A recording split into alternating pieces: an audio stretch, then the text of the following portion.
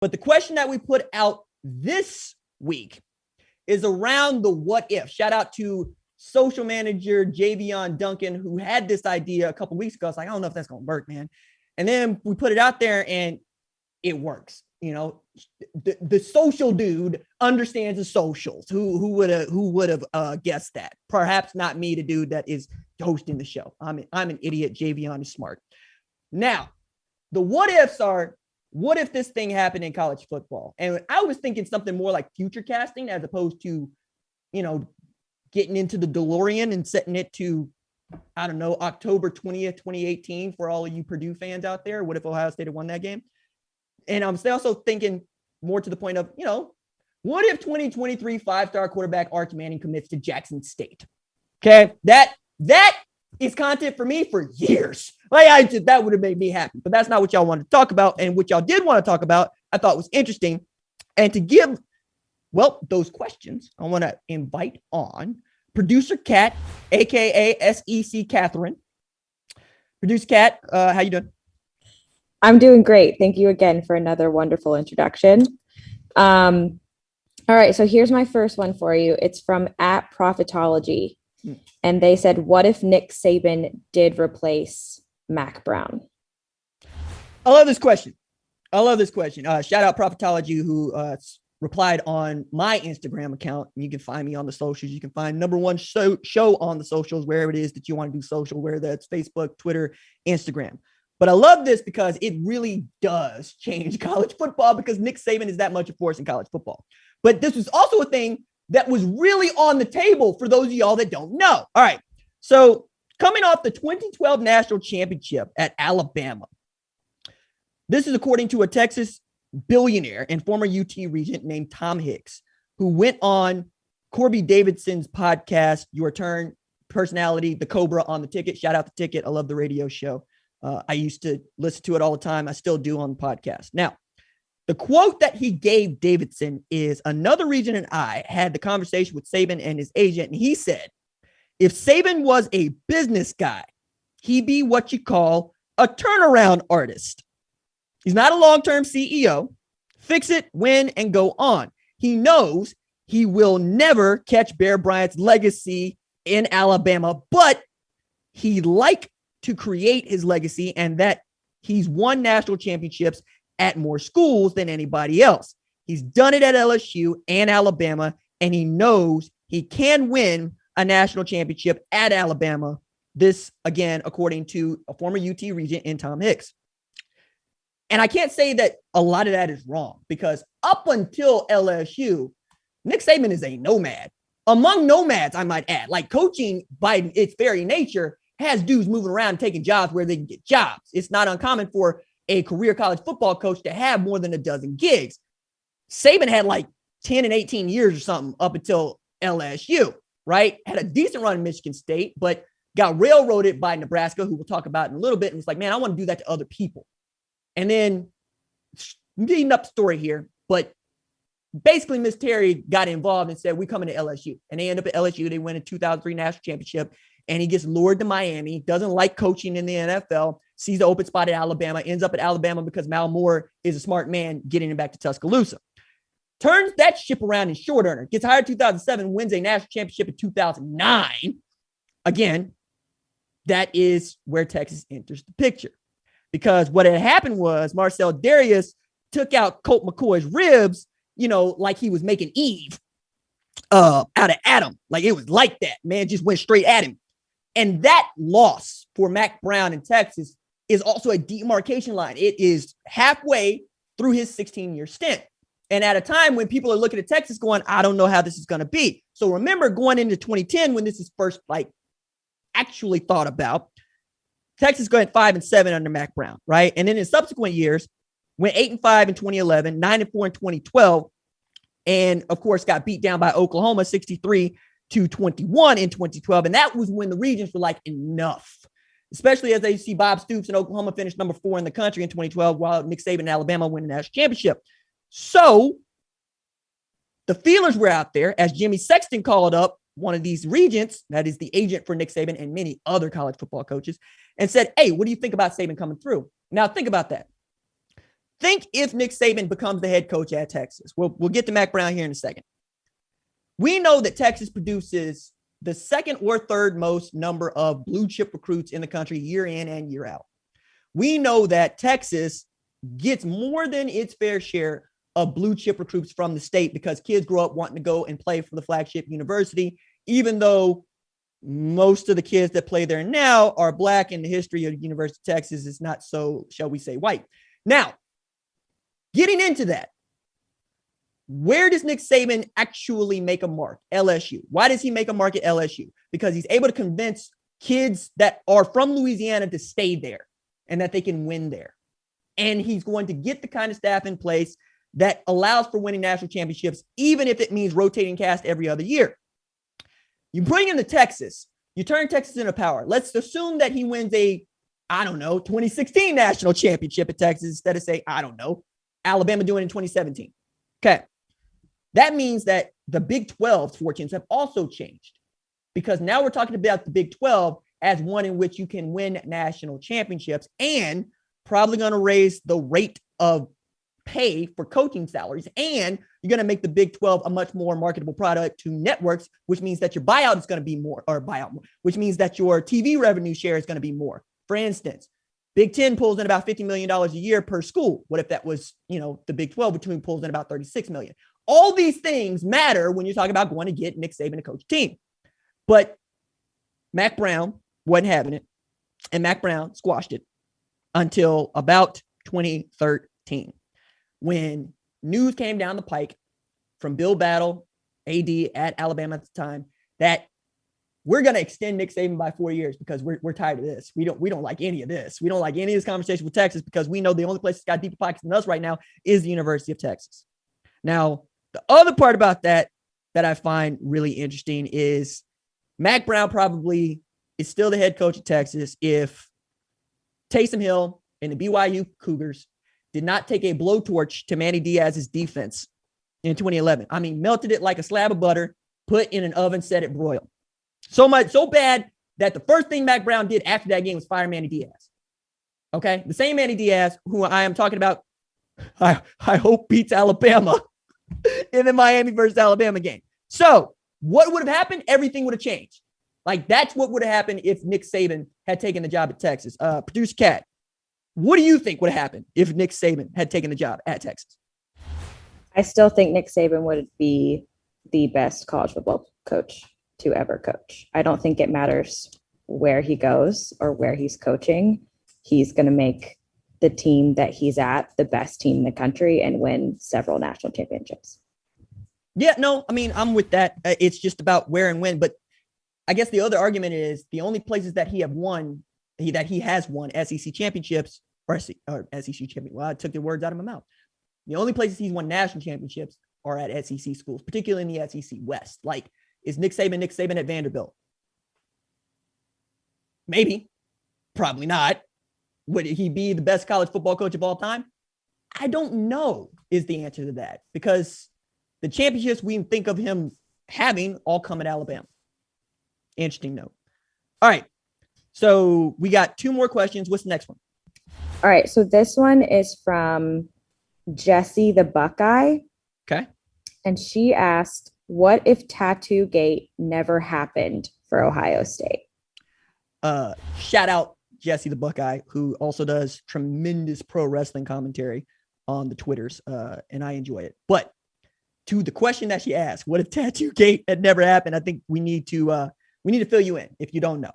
In 2011, 5 Ohio State players, including the star quarterback and a former number 1 overall recruit in the country, Terrell Pryor, were suspended for the first 5 games of the 2011 season for selling merchandise, receiving improper benefits, in quotes, from a tattoo parlor. They sold their Big Ten championships rings from the teams that they played on and their own jerseys, pants, shoes. And Pryor sold a sportsmanship award he received from the 2008 Fiesta Bowl. The irony of selling your sportsmanship award and being slapped with improper benefits, I'm here for it, right? In addition to the 5-game suspension, the players had to repay various amounts based on what they sold. The scandal ultimately resulted in the resignation of Jim Trussell, okay, who is doing a job there. And I need to outline this. Like, those 2000 teams for Ohio State that Jim Tressel coached are good. And by comparison, check this out. 2005, that's my junior year of high school. Ohio State goes 10-2, finished number 4 in the AP poll, and had the 74th best recruiting class in the country.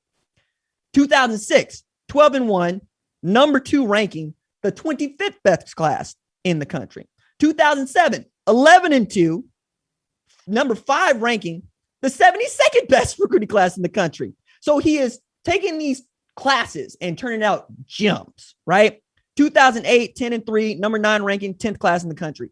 2009, 11-2, number 5, 5th best class in the country. 2010, 12-1, 6th in the country, or 5th in the country, excuse me. And then the number 18 class in the 2010 cycle. And then 2011 comes along, Luke Fickell's head coach. They go 6-7. They're not ranked. And they have the number 6 class in the country. And that last number, number 6, is the one you need to harp on. Because who comes in after Luke Fickell but one Urban Meyer? And nobody expected, even Ohio State fans that claim that they did, they're lying to you, for Ohio State to go 12-0, finish number 3 in the country, and have the 5th best class in the 2012 cycle with Urban Meyer in his first year. It was not expected. It was so unexpected that Gene Smith, AD at Ohio State, then AD at Ohio State now, was asked, yo, man, did you expect a bowl ban? Because he didn't institute a self-proposed bowl ban for 2011, right? After all of this. No is his answer, right? The man really did not believe that they would have to sit out a bowl game. Matter of fact, the quote that he gives to Cleveland.com is, I never thought about it this year. That is 2011. I was pretty confident, frankly, when you look at the way we looked at the facts and considered things. That's why I'm surprised and disappointed. But when you looked at it the way we did, we didn't think it was possible. I don't think he thought it was possible that the NCAA was going to give them a bowl ban. And I don't think he thought it was possible that they were going to go 12-0 in 2012. Okay. Also in there, the NCAA hit them for violations that occurred in like 2002, 2003 that had nothing at all to do, so they claim, with Tattoogate. But we're people, they're people, and people have things in the back of their heads that they don't put down on paper. We all believe, the perception is, you're taking it out on them for Tattoogate.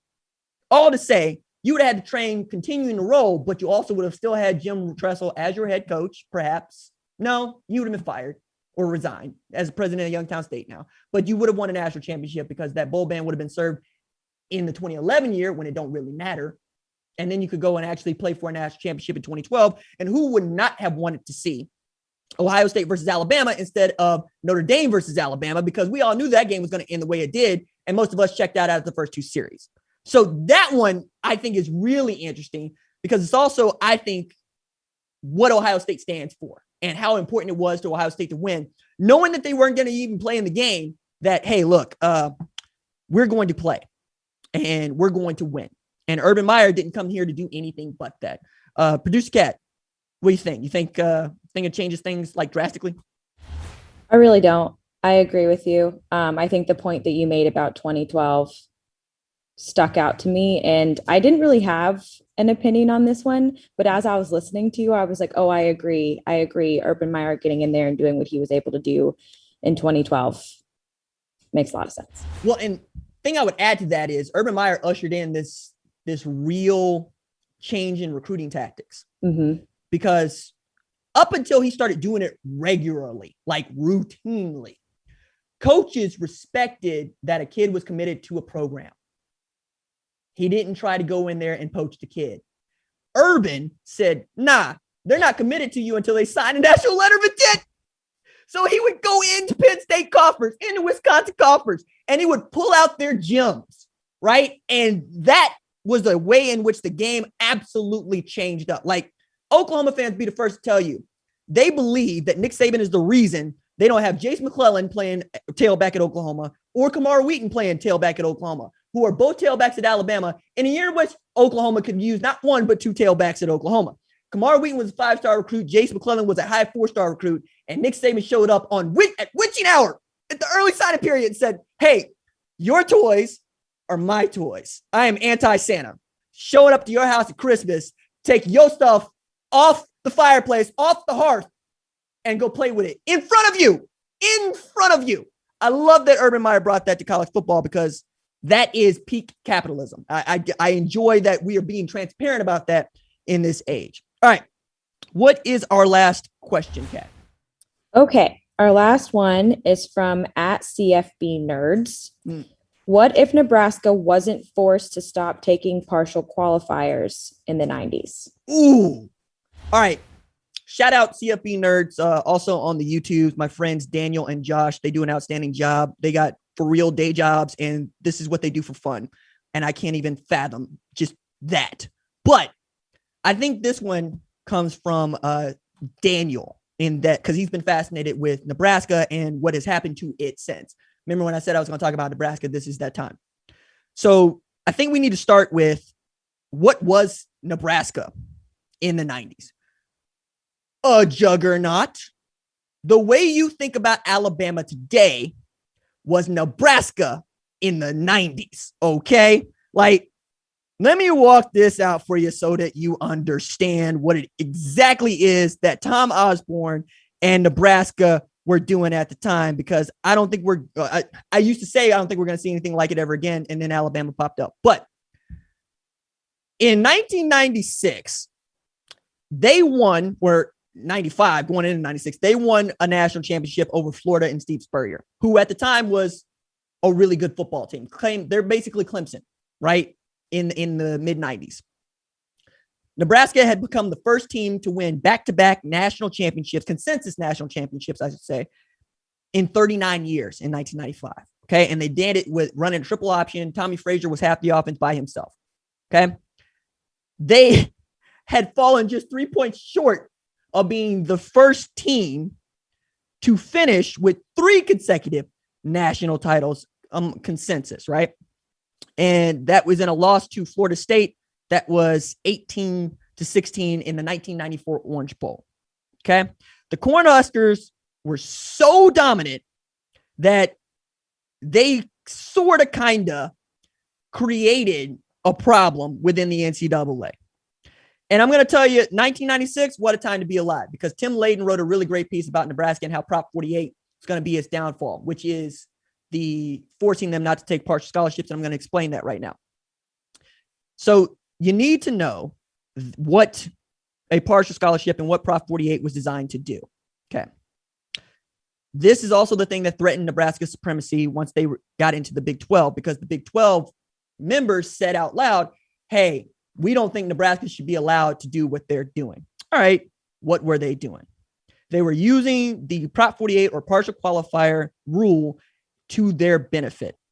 And the partial qualifier is a prospective athlete who meets only 2 of the minimum academic requirements. This is, again, in 1995-96, has since changed. Grade point average or standardized test score, right? That's one of them you got to meet. The minimums are 2.0 GPA with a 900 SAT score before they change the stats and the numbers, or 21 on the ACT, or a 2.5 GPA and a 700 SAT and a 17 ACT. So basically, if you had those 2 things, you could qualify. A non-qualifier meets neither standard. So if you partially qualified, Nebraska was willing to take a risk on you and put you on scholarship. Okay.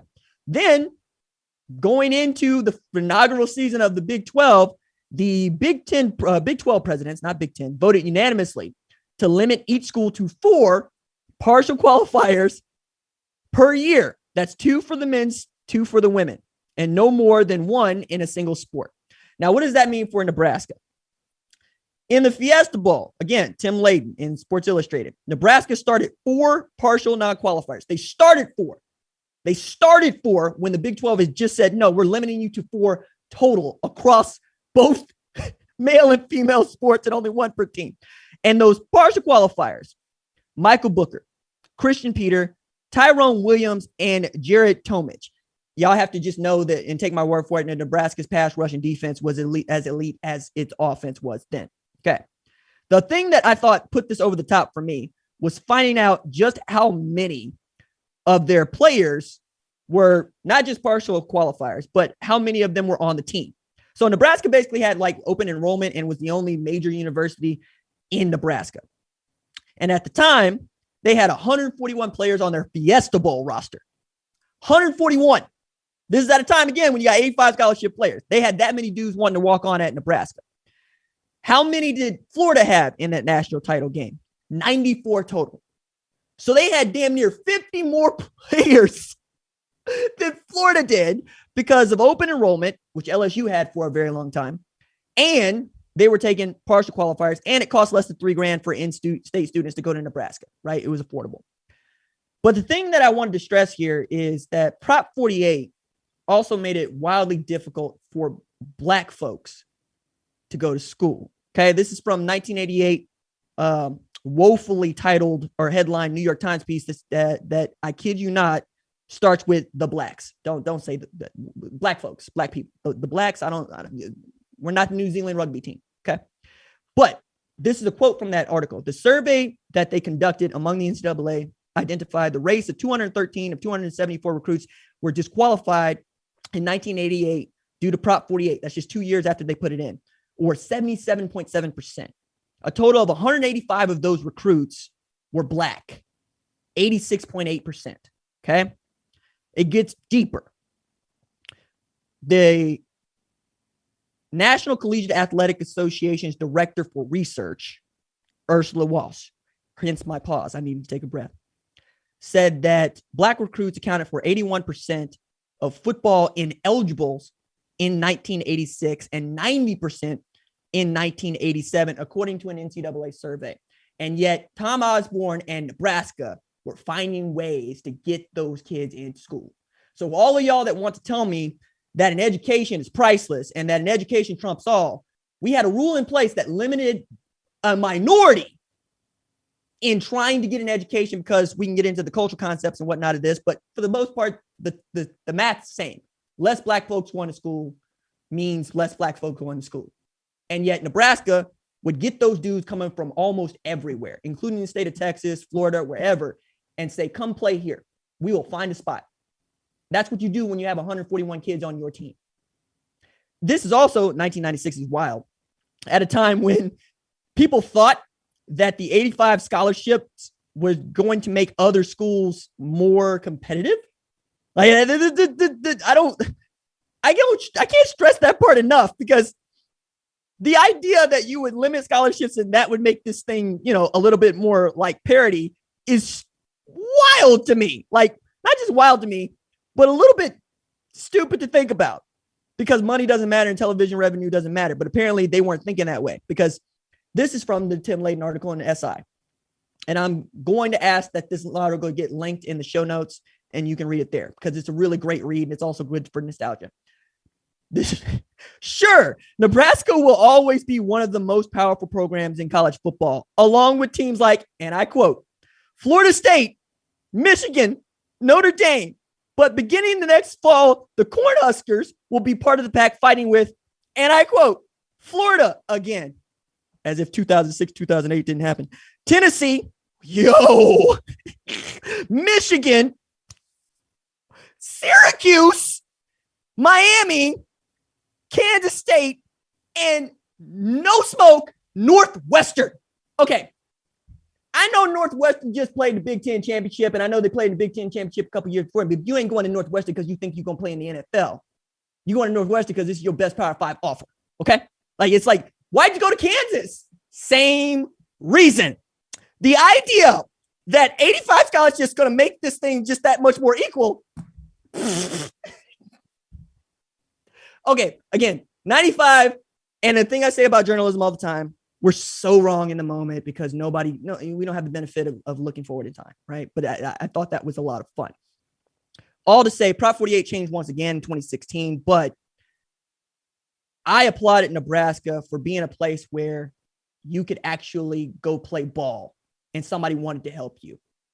Now, rather than just get into the logistics and science behind what is a failed way of testing people, particularly people that don't come from a privileged socioeconomic background like a lot of Black folks, I was rooting for Nebraska. I was rooting for Nebraska when they had Lawrence Phillips. I was rooting for them when they had Ahman Green. I was rooting for them when Scott Frost was out there transferring in from Stanford. Not exactly the kind of dude that I'm talking about, but you get it. Even while Oklahoma was Oklahoma, for many of the same reasons. I'm about you. I'm about us. And it seemed like Nebraska was about winning and about us. Okay. That I think is what would have happened. So to answer the question, what would have happened? Nebraska would have kept on keeping on. Tom Osborne would probably be still coaching into the mid 2000s, right? They would have found an heir apparent. They probably would have still been running some variation of that option. Maybe it's basketball on grass, like where Urban Meyer ushered in at Bowling Green in Utah. But that's what they would have been doing. And they would have continued to recruit those players. They would have continued to go into Florida, Texas, Georgia, and California to get dudes because Nebraska cares that much about football and they want to win that badly.